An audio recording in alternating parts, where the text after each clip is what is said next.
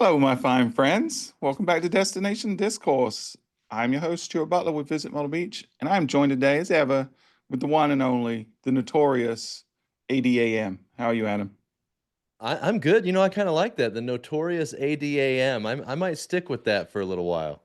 Yeah, you're pretty gangster. That's the vibe you give to me. Yeah, So, that really describes me.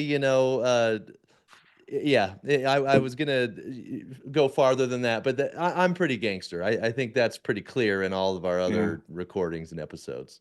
yeah. I think the evidence speaks for itself. Well, Adam, we're joined today with a new friend of mine, but an old friend of yours. But Kyle Edmiston from Visit Lake Charles is with us. How are you, Kyle? Doing well. Happy to be on the show today and glad to join both you, Stu, and the notorious Adam Stoker. It's sticking. It's sticking. It's a We're gonna make thing. it a thing. We're gonna make fetch a thing. That's awesome. Well, we got a really cool topic today, and this is a little pivot for the show. Like typically, we're talking about the external stuff, we're talking about marketing, but we as we always do with the show, when we find someone smart that's saying things that are interesting to us, we'll say, "What topic do you want to talk about?" And Kyle brought us a really banger today, so we're going to jump in and talk in Well, a little and while we had about employees. exhausted Stewart's network of smart people, so we had to start reaching out to Adam's friends, and so I'm glad we were able to do that. Hey, do you want to litigate this in real time, Adam, like we did over text? There was a couple of weeks ago, Kyle. Adam was giving me a hard time because I was making him do the heavy lift on getting some of the guests. He's like, "Man, I'm doing all the work." And I'm like, "All right, Adam, well, I'll just record the show. I'll edit the show. I'll publish the show. I'll do all that stuff. And you just send a few emails to your friends every now and again, and we'll call that even, shall we?" So it's yeah, it's an evenly distributed weight that we're carrying, right, Adam? When you're the notorious ADAM, you really Yeah. get to kind of decide the dynamic. You know what I mean? This is true. So you're showing your gangster side already. All right. Before we jump in the topic, which is about employees and employee engagement today, we're going to jump into the number one segment in all of destination marketing. Adam, I'm hoping you fix this. We've had some complaints that the volume of this was a little too loud. I think what they're really saying is anything above 0 decibels is too loud for this jingle, but we'll see if this sounds a little better today for folks. So go ahead, take it Well, away, Stu's and News. the joke is always that Adam's mom is the one listening. It wouldn't surprise me Yeah. at all if Stewart's mom was the one that came with that complaint. But I've turned Maybe the so. volume down. I actually do want the feedback. So I want if the All right. audience, if you feel like it's too loud, please let us know again so that I can know how loud the audio needs to be. All right.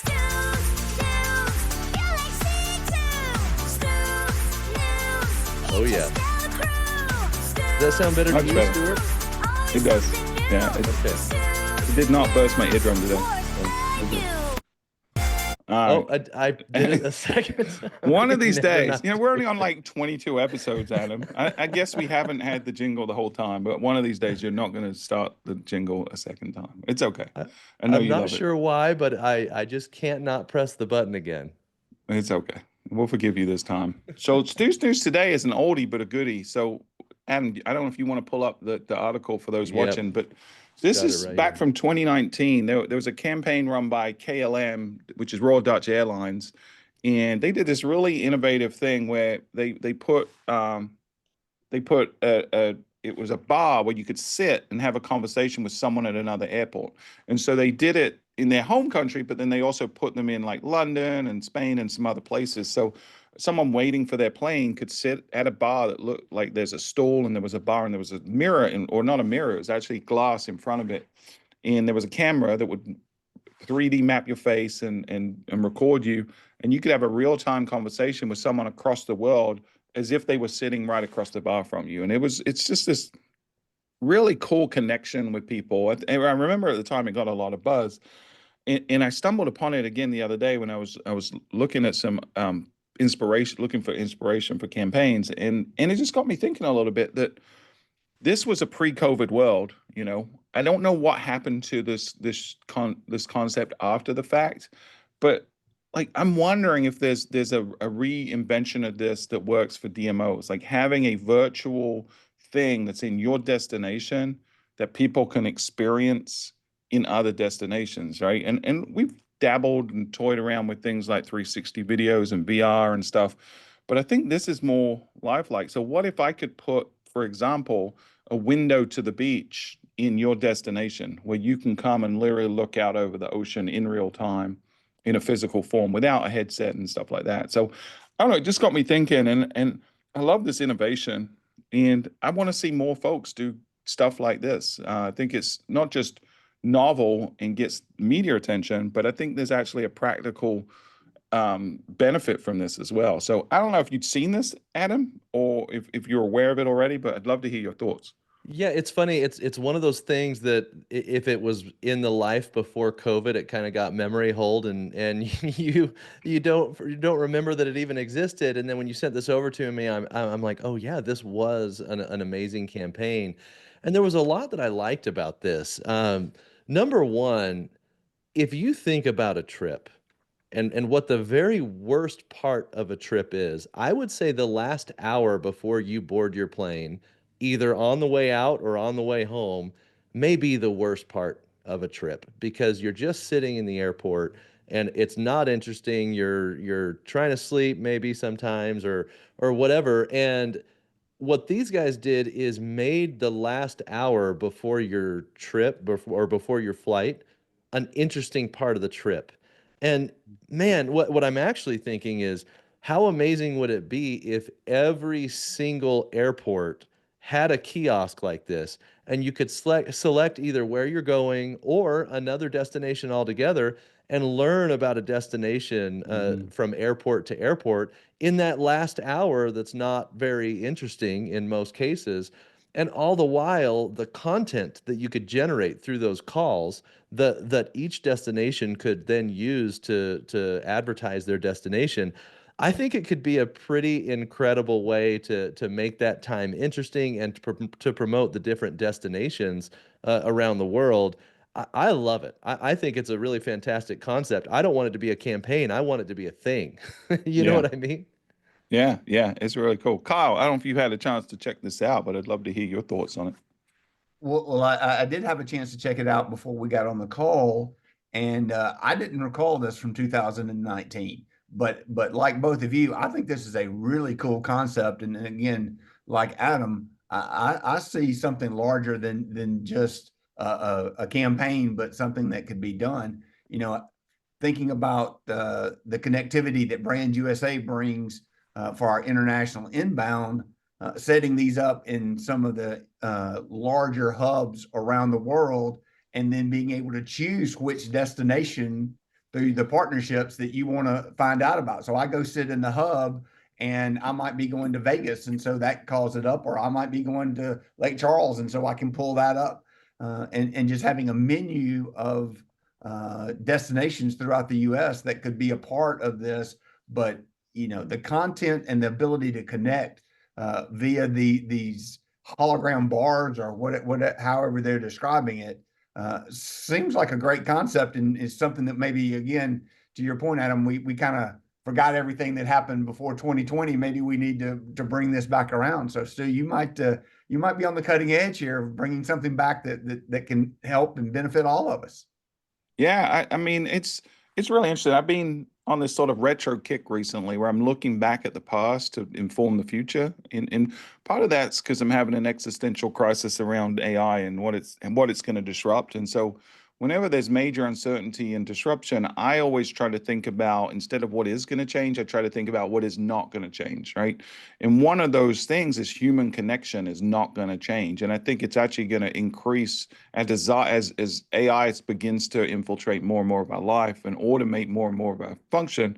I think we're going to crave connection more than we ever has as humans. And so I'm really looking to the past at ways innovative marketers have done that, and how can we modernize those. And so I think it's great. And your point, Kyle, about Brand USA is a brilliant one. I think, if I was someone like Jeanette, who's just become their chief innovation officer, I'd be looking at stuff like this. It would be really cool to put this kind of concept in every major feeder destination to connect back to the US in real time. So I don't know if Let, Jeanette listens to the show, but she should be, because she's an innovation officer and we're innovating. But if she is, I think it would be a cool thing for her to think about. Let me give you a scenario to consider, and I want to know if it would change your perspective on this. What if who you were talking to on the other side was not an actual human preparing for their flight, but it was an AI agent that looks, acts, and sounds like a human? Do Dude, you like it? Do you stop. dislike it? Stop. No, I think it loses the humanity in this case. I think there's a novelty to that. I think there's a utility to that. But I think it's the opposite of what they were doing in this, the heart of this campaign was human connection. So I think, can you practically do that? Does it logistically make things easier? Is there value to it? Sure. But I think, to me, the beauty of this was the serendipity of connecting with a human across the world. So Yeah. yeah, just my opinion. Um, but I do think there's utility in avatars, as that might be foreshadowing something that we're probably going to announce here in the next few weeks, Adam. All right, let's jump into our topic. So Kyle, tell the audience, how long have you been in your role there as CEO president at Visit Lake Charles? So prior to coming to Lake Charles, I ran the Louisiana Office of Tourism and did that for 6 years. And so I came here in 2018 as the chief operating officer as part of a succession strategy for the CEO that had been here over 30 years. And in 2019 took over as CEO and have been CEO since. And so I'm in year 7 in the destination, year 6 as the CEO here in Visit Lake Charles. Great. And how big's the team? 25. So we Okay. have 2 offices. As with everyone, budget flexes a little bit, but somewhere between 12 and 15 million, and then a team of 25 staff. Great. So I'm going to pop quiz you a little bit. True or false? True or false? Your team is the most valuable asset your organization has. True. Yeah, I agree 100%. Yes. And so we probably don't, Adam, you probably disagree. I know how you treat your team. Nothing to That's respond. brutal. That's brutal. You're notorious. No, I mean, I don't have a business without my team, Stuart. So, I mean, 100% for me as Wait. well. So are you saying your team's more important than your clients? Is that what you're saying right now? Have you See my met my face? clients? Of course, my team's more important.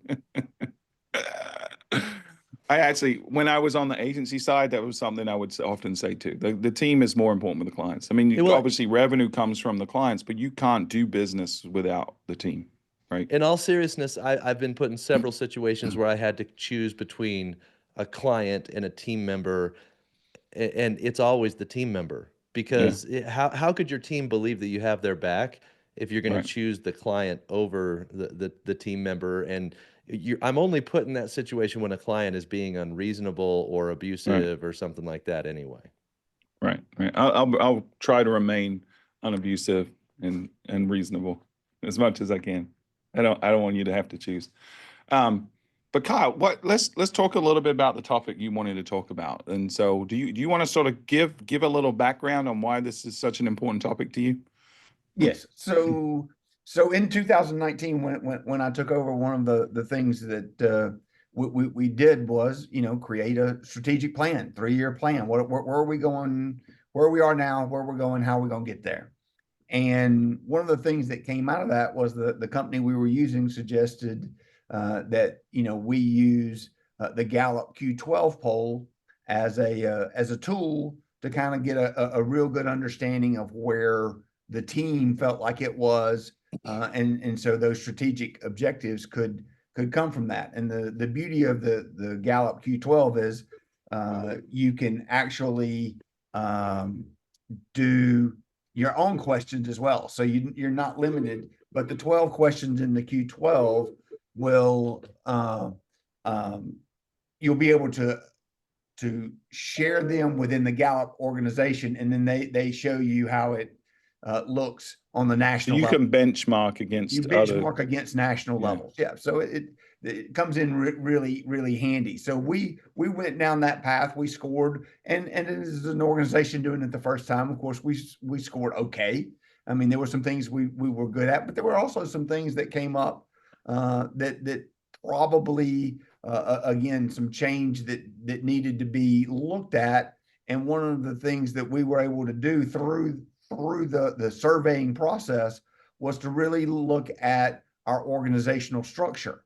that the survey pointed out to me and to us as an organization that we might not have everything aligned in the right manner, and that we needed to relook at that. And so over the course of again, looking back, that was 6 years ago, looking at that, we restructured some of our organizational structure. We did away with some positions. We added some positions, and really tried to get things lined up in a manner that made sense organizationally. And then we continue to look at how do we make sure that we support, and again, to both of your points a little earlier, how do we support our staff? How do we make sure that they have everything they need to be successful? Because when they're successful, then we're successful.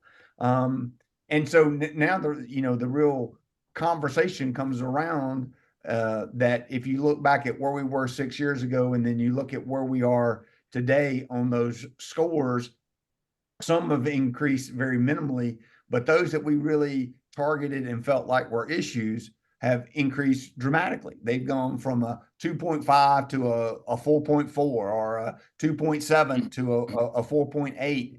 And, and so I really want to use this time for people to consider, and especially DMOs, because we don't think about, we survey our guests, we survey our clientele, we survey who we're selling to in the convention centers, but are you surveying your own people? And so I really want to take this moment with you guys to encourage people to take those surveys, take them seriously, and then listen to what they're going to say, because it only makes the team better, and it only makes the organization better when you do so. And like I said, and this, over the course of time, we have a definite proof of the success of that structure. Yeah, I'm a big believer in your focus determines your reality. In putting focus into these type of efforts have unbelievable, measurable and immeasurable benefits. To me, and you touched on this, every DMO should be doing at least 3 surveys, either annually or multiple times a year. One is obviously to the visitors, understanding the sentiment of your destination from the visitors. One is to your residents and your local community, and understanding their perception.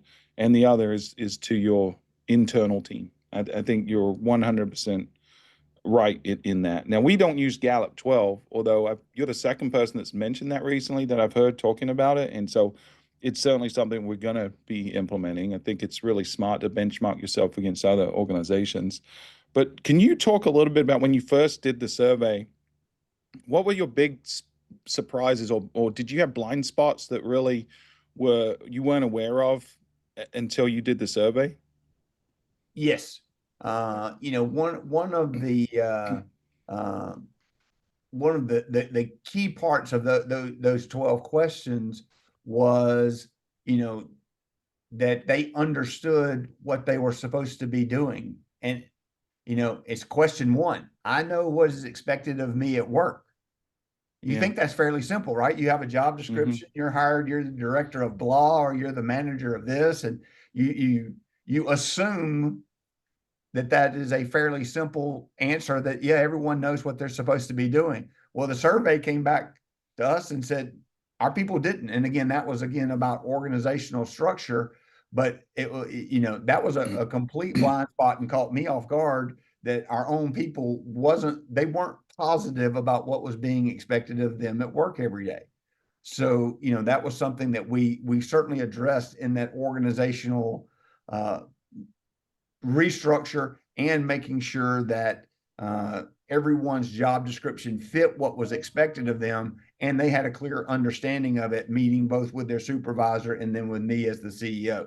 And so that was a timely process, because of, one, getting all the documentation right to start with, but then 2, having all the meetings so that you could answer questions and make sure that you were clearly defining what people's expectations were. And like I said, I think part of that is you just get complacent over time, that you bring new people in and you just assume that they're kind of coming into the culture, and they're coming into the organization, and they're picking up on what we're supposed to be doing. And I think over the course of that happening for several years, it had kind of fallen through the cracks. And so it really was a wake up call that we needed to be better. And we put some things in place to make sure that we were.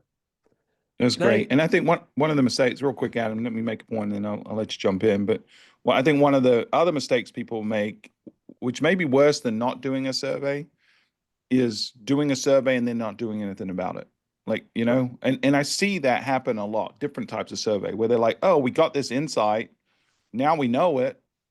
And that's it, right? But I think that does more damage to the morale of the team when they've all spent their time and energy to say, hey, here's my opinion, and you don't value that opinion to do anything. So the fact that you guys put in these processes, kudos to you, and it has a major impact. Adam, sorry, I didn't mean to cut you off. I did mean to cut you off, but I'll go ahead. You're fine. Kyle, I really appreciate the topic. And I think, there's a lot of things that I feel like I do well. And I actually felt like when I first started as a leader, I felt like I was a good leader. And then over time, you kind of get to have your faults exposed pretty clearly as a leader as you try to go through it. And we have done for a very long time a quarterly NPS survey where we ask our team, what's going well, what's not going well, would they recommend working here to a friend? And one of the things that I found is we had a little bit of a whack-a-mole situation where whenever we would get this feedback in the survey, we would immediately try to address it globally, only to find out that when we tried to address one thing for one person globally, we would then overcorrect, and now the other people weren't happy with the correction that we'd made. And so it's almost like the thing that I have struggled with over the years is understanding which feedback requires action, which feedback, because it's anonymous, right? If you're doing it correctly, Yes. because then they have the freedom to truly speak their mind. So how do you decide which initiatives to actually take action on, as opposed to trying to ask more questions, I guess, and understand what needs action and what doesn't? I'm curious how you go about that, and I'm sure there's a lot of other leaders struggling with the same thing. Well, again, I would say for us, it's a little different. I go back to kind of when we very first started this conversation, and we talked about the size of our organization. So with 25 people, if it's one or two people with putting a bad score on there, it tends not to move the needle. So because of 25 people participating, and we have 100% participation, again, as you said, because it's anonymous. So there has to be, in order for that number to either be really good or really bad, has to be a vast majority of that 25 people putting down those numbers. And so that really helps us to skew out those things that are individual issues, or one person has a problem over here and one person has a problem over there, because they won't show up in the score. Now, if you're working with a staff of, 5, then all of a sudden, one person, that's 20%, two people, you're at 40%. You can really move the numbers without it being a big portion of your staff. But that kind of helps us to not get into that situation you're describing, Adam, where you're chasing your tail, as you called it, whack-a-mole, trying to do those one-offs and then offending someone else while you're doing it. You're damned if you don't do, and you're damned if you don't, right? So Right. One of the things I think is important when we do our surveys is we're looking at quantitative and qualitative information, right? And so we'll do the scores and the things, but we're asking for specific comments and feedback. And often that can help you be another filter, Adam. At least we found where there's often an outlier, and it's usually one or two individuals that is just, they have an axe to grind, or that something's happened recently that is just set them off on a tirade. And so we try to isolate that and look at that as an individual versus a systemic problem, and we'll try to address it. Sometimes people are very specific in their comments, and you can figure out who that person was and maybe find ways to address it directly. But I think you got to really sort out the signal from the noise, and make sure that you're not reacting to the noise of one or a minority at the expense of the majority, and sometimes you have to have trade-offs. What we found is effective is just even if there is someone that's disgruntled about a specific thing, but the majority aren't, we'll at least address that we heard that, hey, we review the results of the survey with our staff, and we talk about what it means, and we talk about what we're going to do because of it, and sometimes we're not sure exactly what we're going to do now, but here's how we're going to determine what we're going to do. But I think having that open dialogue after the fact with the whole team, so they know that they weren't wasting their time and that the feedback was taken seriously, I think that's really important. Stu, to your point, we just from a timing standpoint, we do this toward the end of the year, so we'll send it out in November. Try to give them a deadline in early December. People kind of wrapping up the year. It really gives them a time to reflect. They're getting their annual reviews. They're getting their increases, if any, are coming around. So here's the check. Rate us fondly. Yeah, it's a great time to survey people right when they're getting pay raises. But what it also does is then in January at our staff meeting every year in January, we literally put this up on the screen and we go through it question by question. And therefore we're able to share it with the whole team. And it kind of leads us to kick off the year with, these are the things that that you said we needed to discuss. These are the things we need to talk about, and literally do it in a large group setting. And then if we feel like there's some one-offs, to Stu's point, we try to handle those one-on-one and really get behind the scenes to figure out what might be causing the issue with an individual versus, again, the largesse of how do we move the organization forward versus how do we address one-on-one situations. Yeah. How do you get the 100% participation? Has it always been 100%? Do you mandate it? Is there incentives? It has. We threaten them. We cajole them. We no wonder everybody's so happy. Waterboard treatment. No, we again, we encourage them through the anonymous portion of this. It's their organization. They want to be heard. They need to be heard. We need to hear from you. And clearly, and certainly now after year one, year two, you have a track record. And so they can look back and go, there really is no way of knowing. In fact, this year we got down to the end and one person thought they had completed it, but actually had not hit submit. They had answered all the questions, but they hadn't hit submit. And so it was showing that we had one not doing it. We couldn't even figure out who the one was. So we literally were sending the blast email to the entire staff. One of you has not finished. Please go back and check.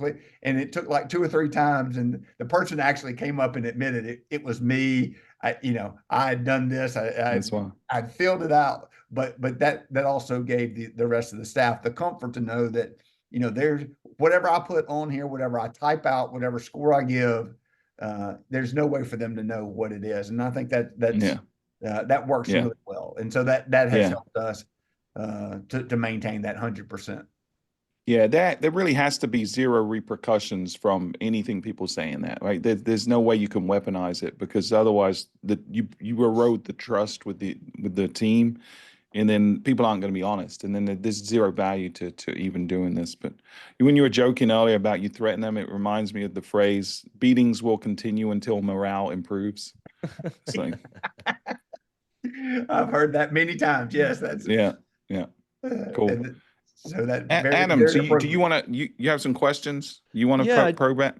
I do have some questions. I think number one, you guys have done a really good job of outlining the do's, right? Like, you need to be surveying your people. You need to show the results of the survey, and then you need to demonstrate action based on the results of the survey. I think that's all really good advice. What are the things leaders do that hurt employee morale or culture that needs to stop? So let's get into the don'ts a little bit. Well, I think Stu covered the first don't a little while ago, so I'll go back to that. You don't do the survey and not do anything with it. I mean, you've clearly tried to demonstrate that you're listening and we're interested in what you have to say, And if you get this survey and you do absolutely nothing, then you've demonstrated to them that you don't care what they think, and you don't care what their opinion is, and you don't care about where they see the organization going. And so that, to me, that's a morale killer when you ask for someone's opinion and then you don't do anything at all with it and don't address it at all. Yeah, I'm double down on that. And then the other one we also mentioned, Adam, is the don't weaponize the data. You know, don't use it as leverage against an individual. If someone has if there's a disgruntled employee, like I'll use the millennial analogy, because millennials get a bad rap for being, and now Gen Zs get this bad rap for being addicted to their phones, for not having the soft skills. And it's like, well, the Gen Xers and the older millennials were the ones sticking the tablet and the phone in their hands since they were 2 years old. It's not their fault that they're behaving and exhibiting behavior that you don't like. We created this, right? And so if you have a disgruntled employee, yes, people have different personalities, and we see the scale of disagreeableness and the other big five personality traits. But I've never met anyone that, if they have clear direction, a clear vision, they feel valued, they have a sense of purpose, and you give them the resources they need to do their job, and they're appreciated for that. I've never seen a disgruntled employee in that scenario. So usually it's a failure of management along the way. Not always. Sometimes there's just people that just are not a fit for the organization and they need to go find another pursuit, right? But oftentimes there's opportunity to do a better job providing the environment and the resources that an individual needs to be successful at their job. And I think you always, as a manager, have to start there, because I sort of use the analogy of the coach and the player in a sport, right? It's, if the player is not performing on the field, but they have all the attributes they need to be successful, then you got to look at the coaching first, and the tactics and the strategy that's being presented to them first. So don't use this as a weapon against the team. I think it's the biggest mistake a lot of folks use. Yeah, I think both of those are good points. Now I'm going to make it a confessional here, but something I've really struggled with since COVID is, you've got remote employees, or at least I've got remote employees, and I had employees that during COVID moved across the country and lived in different places, and trying to figure out how to cater to the needs of each individual employee in a remote environment, while also cultivating some kind of a culture, even though they never get together in person. And when they hit the red button on the Zoom meeting or the Google Meet or whatever, they're no longer associating with the people around them unless it's through the messaging app like Slack or something like that. And it makes it very difficult to build a culture. And I know culture isn't pizza on a certain day or stupid stuff like that. It's not a foosball table. I actually think culture is just the individual interactions between your team members, and kind of the sum of all those interactions is your culture. And the interactions have become much more limited since COVID. And I think that's been a real challenge for us, is building a successful culture when everybody can push the red button and turn work off, as opposed to when you're in the office and everybody's together. I agree, Adam. Do you want to tackle that one, Kyle? I have strong opinions on this, but go ahead. So, I think organizations that had really good culture coming out of COVID, and so let's talk 21, 22, maybe even 23. I think maintaining that culture was easy. So if you had good culture, you came out, you had remote employees, you had people that moved over, you had changed how you did business, but your culture was already built, then you were able to maintain it, you were able to keep it. I think my biggest fear as you move forward becomes to the words you use, how do you grow culture? And so as these employees start to leave and you start to replace them, and they never knew the corporate structure, they never were in the same place, they never went to lunch with their colleagues, they've not ever experienced the culture of any organization, then how do you build that? And Like I said, I think there's a real concern as we continue to push forward that the culture that was there will slowly but surely go away. And how do you replace that with the new culture? And I think replacing that culture with remote versus in person is almost impossible. Yeah, I would agree. I think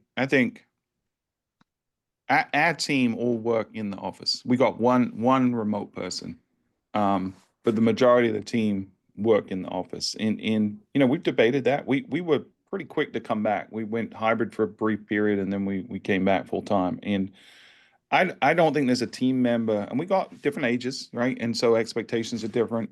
Um, there's not a person in this office that would trade that. What benefit that brings us? I think culture is.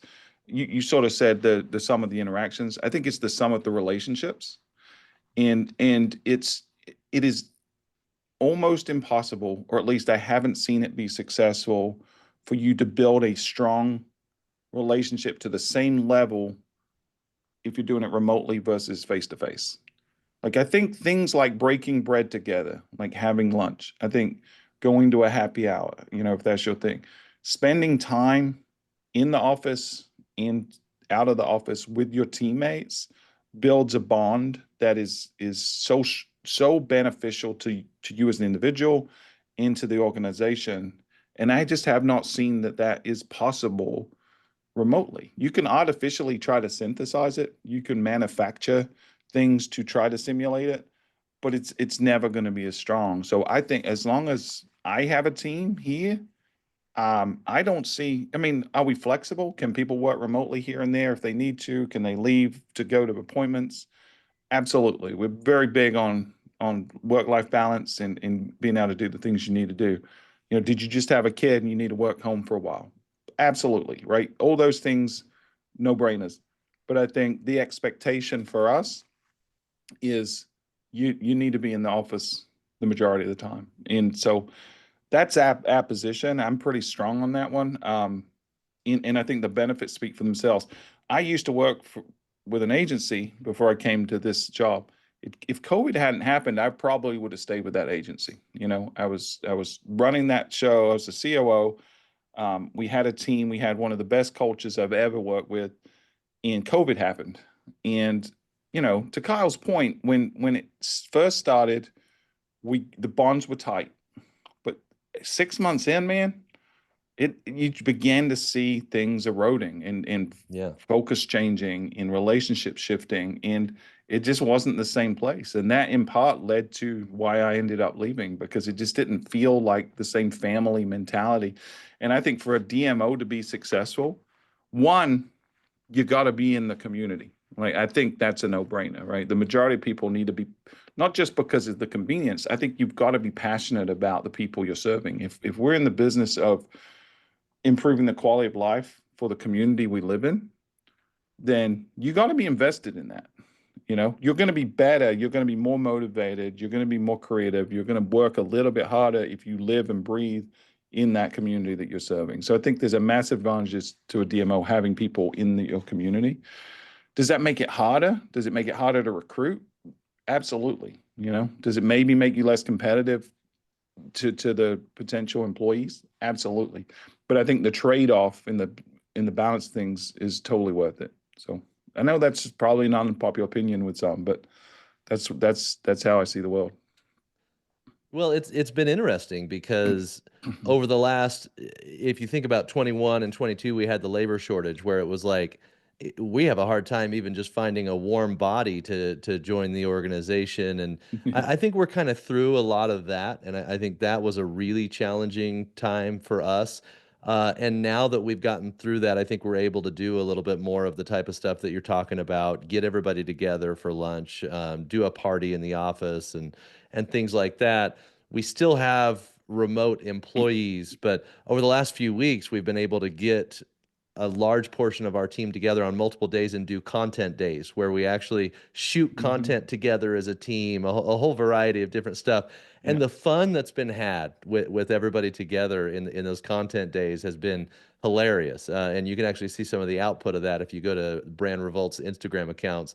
We've almost had too much fun on some of those days, but we've connected as a team over the last month and Yeah. a half in ways that we didn't for years after COVID. And so I agree 100% with what you're saying about the value of everybody being together, breaking bread together, laughing, joking, building relationships together.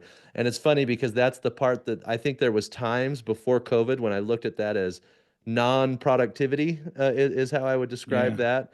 And it's quite the opposite. I think that's one of the things that's been missing the most is the non-productive moments between meetings. Yeah. Well, I think you have to live in the modern era, to be as effective as you can be, you have to live in a shared reality, right? And so what I mean by that is if I know what's going on in your life, like I don't need to be in your personal details, right? But I need to know to a degree how your kids are, what's stressing you out in and out of the office, so I can better interface with you, right? So that when I need your attention on a project, my expectations are going to be met, that I can accommodate the things that you need, that I can show empathy, that I can pull the slack when I need to pull the slack for you, and you can reciprocate, right? If you don't have the culture that's based on relationships, it's really hard to do some of those things. It's and it's the intangibles, the unspecified sometimes. Just like, hey, this project's running off a little bit. We just need someone to come in and put an extra couple of hands in the project to keep it on track without offending anyone, right? Because now we're a team, we're in the same shared reality, we have the same goals. When I help you, it's not a criticism, it's not a slam on you. I genuinely care about you and I want you to be as successful as you can. And I just don't think you can get to that level of relationship remotely, especially when you haven't had, to Kyle's point, the foundational in-person relationship first. I think it's especially hard. So I don't have a solution for it, especially for folks that are looking to bring people in remote. I mean, I think you need to try to synthesize it, but I think to your point, Adam, you've got to find opportunities to bring people together on a periodic basis. Kyle, how many of your team are remote versus in the office? So ours is very similar to you, Stu. So we have everyone is in the office on our Yeah. team. We allow remote work one day a week. So I have a group of probably 4 or 5 that work remote on Mondays, and then another group that work remote on Wednesdays. And Yeah. and like I said, that works well, but that also means they're in the office 4 days of the week. Other than that, so Yeah.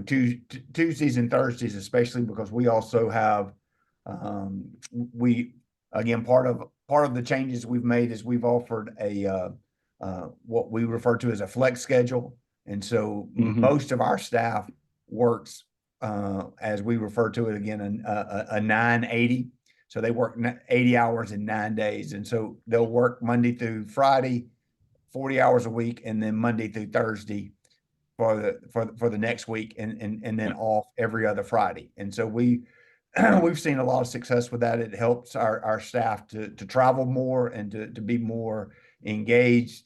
But likewise, on the remote side, it guarantees that Tuesday, Thursday, we have 100% participation in the audience, in the office. And then Monday, Yeah. Wednesday is our remote days, and Friday is our flex days. Yeah, that makes sense. And do you switch some of the team off on different Fridays so it's not the whole team out? Yes. So Yeah. so so at the beginning of the year, I actually pick which are your flex Fridays, and so Yeah. therefore I can divide out my sales team, my marketing team, Yeah. so that again we're still well covered, but allow them the opportunity to take those every other Yeah. Friday And off. do you give them the opportunity to trade out with people if like Yes. they want a different Yeah, Friday? yeah, they can trade, or if for some reason they have to work on a certain Friday, Yeah. they can actually use it for another day. They just can't necessarily move it to a different Friday Yeah. unless someone switches with them because obviously Yeah. of Yeah. coverage. Yeah. What about how do you guys approach vacation days? Do folks have a fixed number of vacation days? Do they roll over? Do you encourage them to use them all? Like, what's your approach to vacation days? Yes. So, I mean, we have a PTO, so there's no sick days. So Yeah. you just have a pool of days. And like I said, we in January when U.S. travel rolls it out, we also get everybody together and try to make sure that they're scheduling a week of their vacation to truly be vacation, so that everyone is taking advantage of that.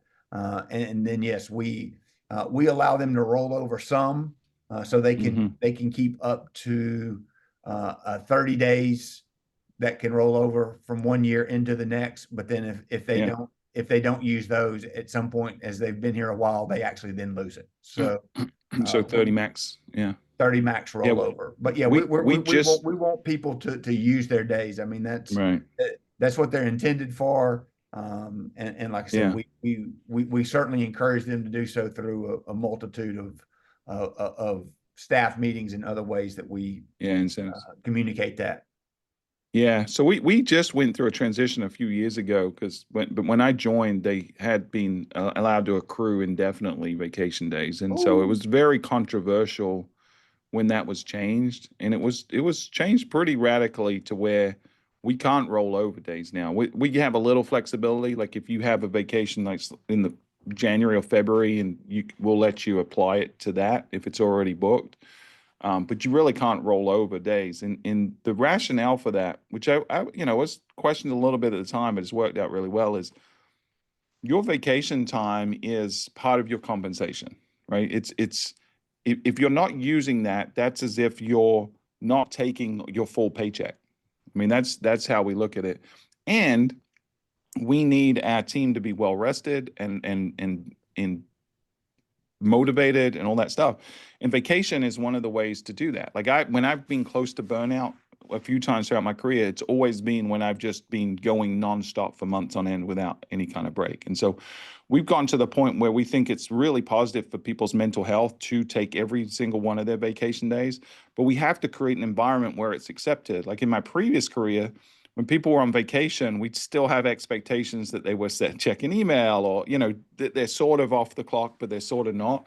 And so now we're not, absolutely not. Like if you're on vacation, we're going to make sure you are covered. We're going to make sure someone else is doing the things that you're usually focused on. And we're not going to interact with you at all unless there's an absolute emergency. And our expectation is you do not check email when you're out of the office. And so we've created an environment where you can actually take vacation and enjoy vacation. Like I took off 2 weeks at Christmas. I don't remember the last time I took off 2 weeks. I went 6 straight days without checking my email. I told the team, I was like, if there's an emergency, text me. But otherwise, I'm just going to disconnect. And I sat and built Lego bricks, like some of the stuff you see behind me.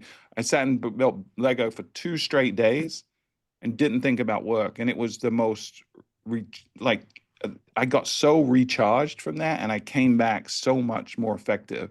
And so what we've started doing is, for National Plan for Vacation Day, we'll announce, hey, if you get all of your vacation time in and booked on the calendar by this date, and we usually give them 2 weeks, then we give them incentives in the form of, we have a system called Bonusly, where people can do shout outs and you can earn points and you can redeem those for gift cards and stuff.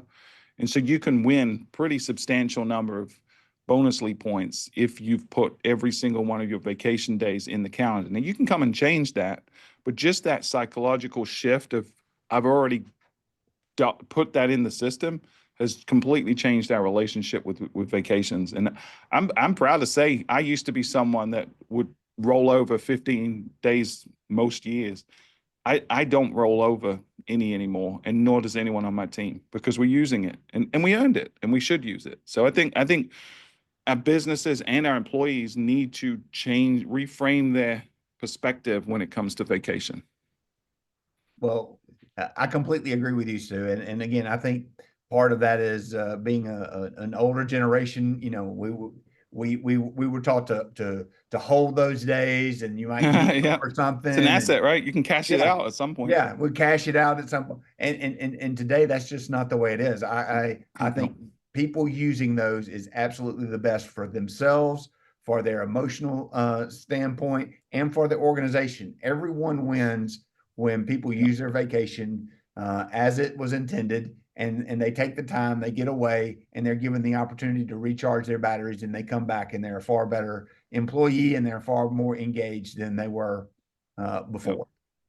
Yeah. And you got to have the culture where that is accepted, rewarded, and celebrated, not, you know, some places stigmatize people taking vacation, you know, and they almost make you feel guilty about it. And I think that's just the wrong way to set it up.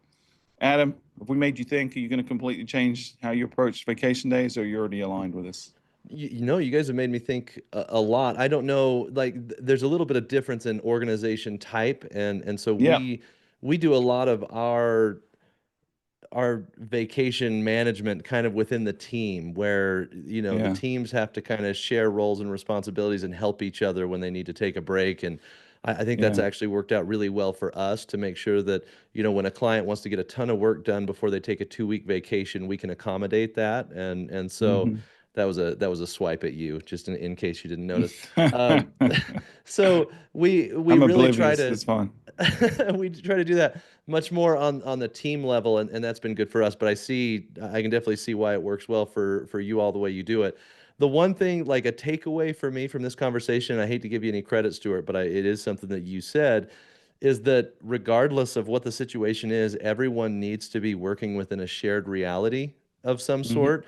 And I've got some incredibly talented people that have moved away or that live in other places that I'm not willing to terminate my relationship with them and force them to be here in Utah. And so I'm gonna have to get a little bit creative. But if I can find a way to solve the shared reality issue, I actually think you can build a culture if everyone's in the shared reality. And so I'm going to do some work around that, some thinking around that, Awesome. and planning with my team. And I think that's a really good target for us to shoot for, is to start with building a shared reality, make sure everybody knows and understands where each other is coming from, and then we can continue to build our culture from there. Yeah, I think, and a survey is a perfect place to start that, like bringing this full circle. Having a survey where if you want to create a shared reality, you've got to understand where your reality is today, and understand that not all realities are equal, in that we're Yeah. all looking at things from our own perspective, our own vantage point, and we're going to have different views of that reality. And so when you see where those discrepancies are, like Kyle said at this beginning of this conversation, he thought they were doing a good job giving people a sense of what their objectives were and their why in their job. If you haven't even started, if you haven't got that right, then you cannot begin to create that shared reality. So I think it does start with a survey, to Kyle's, which is brilliant that Kyle brought that to us Yeah. today. Kyle, any final words from you? Any advice you would give to other DMOs that maybe are doing surveys or should do it better, or haven't even done a survey? What would you say to those folks? Well, like I said, I would say what you said. Your very first question.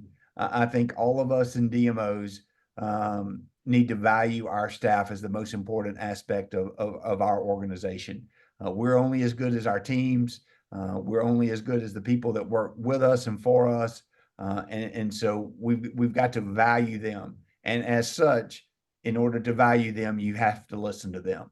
And you have to understand where they are today, and more importantly, where they want to be tomorrow. The survey is just a singular tool to do that. I think it is a good start, but again, I think you have to both use the survey and then in-person listening, group listening, and making sure that as a leader of these organizations, that you are prioritizing and moving forward your team as they communicate to you what their issues are and what their desires are. And you have to take that and be the steward of that, because you're the steward of this organization. Right. Love it. Thank you so much for bringing this to us today. I really, you've made me think a lot about, you know, we're doing a lot right, but there's opportunity. There's always opportunities to do better tomorrow than we've done today. And so you really have inspired me to talk to HR and talk to our team about how do we do better? Like how can we take this to 11? So if people want to reach out to you, Kyle, what's the best way to do that? Best way is just to shoot me an email. It's K Edmiston, Edmiston at visitlakecharles.org. And I'm Great. happy to connect. Well, Kyle, we'd love to have you back on the show anytime you're available. Absolutely. Bring your topics, or any of your teammates. We'd love to hear it from their perspective. Do they like the survey? Is it being implemented? Did everything Kyle say, is it real? Is he just blowing smoke? I don't know. Adam, if they want to find out more about you and what you have going on at Brand Revolt, how can they do that? Yeah, hit me on LinkedIn, Adam Stoker, or find me on Tourism IQ. And I just got to ask you, Stuart, did you get some like voice coaching or voice work done? You're just coming in so Hey, clear, so smooth. well, after you nagged me for how long that the voice quality of using my AirPods for my microphone wasn't good enough, I just magically had this package show up in my office one day, and it was a microphone, and now my voice sounds buttery and beautiful, and yeah, Well, it's noticeable. It's thanks to very Adam. noticeable. Well, I appreciate the microphone, and I'm sure the audience does. Now they can listen to my wittering in high definition, I guess. So, but I appreciate it. Buttery is the word I would use. That's what my voice sounds like now. I like I it. don't know what that means. I just heard some voice person say it once, and it sounds really good. It's like when you're tasting wine and people say, "Oh, I'm getting odors of wood," and da-da-da. I'm like, I have no idea what you're talking about. Buttery's the same thing for me. So, if you want to Perfect. find out more about me and my buttery voice, then you can look me up on LinkedIn at Stuart Butler. It's Stuart. Or you can shoot me an email, stuart.butler@visitmyrtlebeach.com. And until next time, you've been listening to Destination Discourse.